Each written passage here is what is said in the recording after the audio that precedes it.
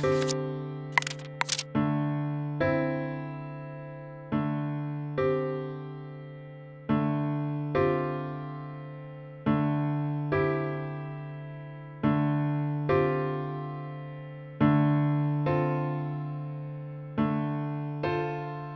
tige est cylindrique, les feuilles sont opposées avec un très court pétiole, leur marge est dentée.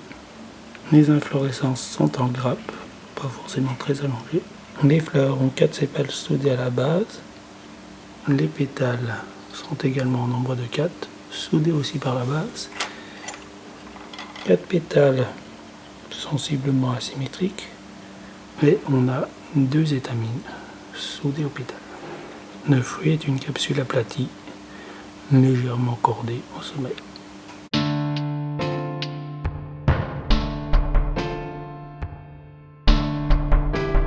La plante a bien des fleurs, avec des étamines, des pistils, donc ça nous permet d'aller à l'option suivante avec étamines et pistils sur la même plante. On a des fruits et des étamines ensemble. Donc on prend cette option. On doit choisir en termes de forme d'inflorescence, y a-t-il un capitule ou non. L'inflorescence étant une grappe, on va sur l'option suivante, fleurs à 2 enveloppes ou une seule enveloppe florale. Lors de la description, on a noté qu'il y avait des sépales et des pétales. Nous sommes donc sur une fleur à 2 enveloppes florales, dont la corolle n'est pas papillonacée, elle ne correspond pas, elle ne ressemble pas au dessin fourni. Les pétales par contre sont soudés entre eux et non pas libres. On va donc devoir aller à la section B, plantes à pétales soudés entre eux.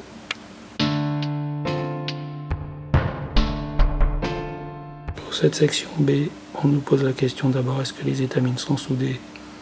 Et clairement, lorsqu'on arrache les pétales, les étamines viennent avec. Donc il s'agit maintenant de compter le nombre d'étamines, et on en a 2. Donc ce qui va nous envoyer dans le 9e groupe.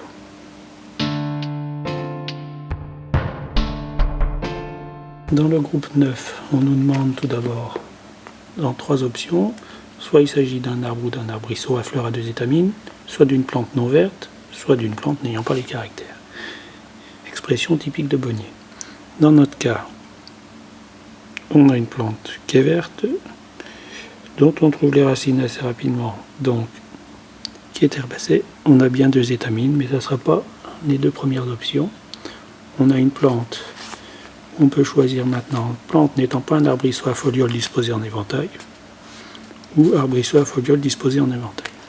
Clairement, nos feuilles sont entières, donc on va partir sur les 2 options suivantes qui nous parlent de la division de l'ovaire.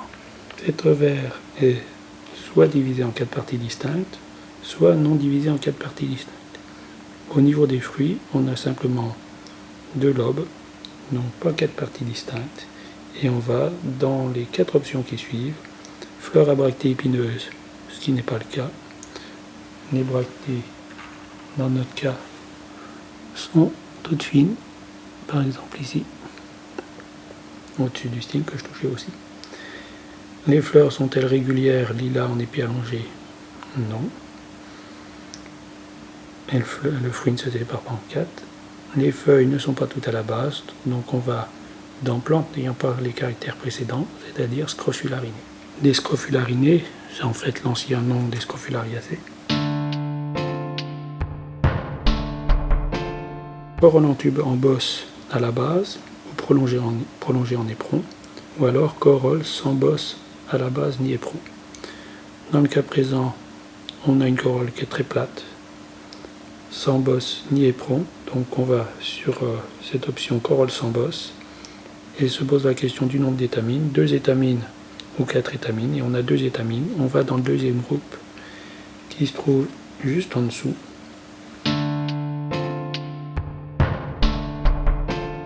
On nous pose la question alors, est-ce que toutes les feuilles sont à la base? Ce n'est pas le cas. Est-ce que la corolle est plus courte que le calice, avec une lèvre supérieure pourpre rose, lèvre inférieure jaunâtre? Il n'y a ni de rose ni de jaune. Et on n'a pas en fait une corolle plus petite que le calice. les sépales sont de taille inférieure dans ce cas-là. Donc plante n'ayant pas ces caractères, avec deux options, corolle à tube allongé, 2 étamines et 2 filets sans anthère, ou alors corolle étalée à tube très court et 2 étamines. Nous, on a une corolle étalée, 2 étamines, un tube très court, donc on va dans le genre Veronica, en page 234. Corolle à tube plus long que large et pétale aigu, ou alors corolle à tube plus large que long. Nous, on a une corolle qui est très plate, donc un tube qui est très court, et la corolle a un tube donc plus large que long. Est-ce que les fleurs sont disposées en grappes simples, sans bractées ou à petites bractées, ou est-ce que les fleurs sont isolées ou dans des grappes terminales avec des bractées très similaires aux feuilles, ce qui dit passant insensiblement aux feuilles. Dans notre cas, on a des feuilles qui sont bien marquées et les bractées qui sont toutes petites, très différentes. Donc on est dans le premier cas, fleurs disposées en grappes simples, sans bractées ou à petites bractées brusquement très différentes des feuilles. Se pose la question alors du nombre de sépales, soit 5 sépales, soit 4 sépales. Dans la première observation, on avait noté 4 sépales, donc on doit regarder le fruit dont le pédoncule est soit égal au fruit ou plus court, avec une tige couchée sur le sol, ou alors un pédoncule bien plus long que le fruit. On n'a pas une tige couchée sur le sol, on a un pédoncule qui est aussi long que le fruit, voire plus long. Donc on va dans la série 4, qui est en page suivante. Dans cette série 4, se pose la question du fruit soit couvert de poils ou ciliés, soit sans poils ou presque sans poils.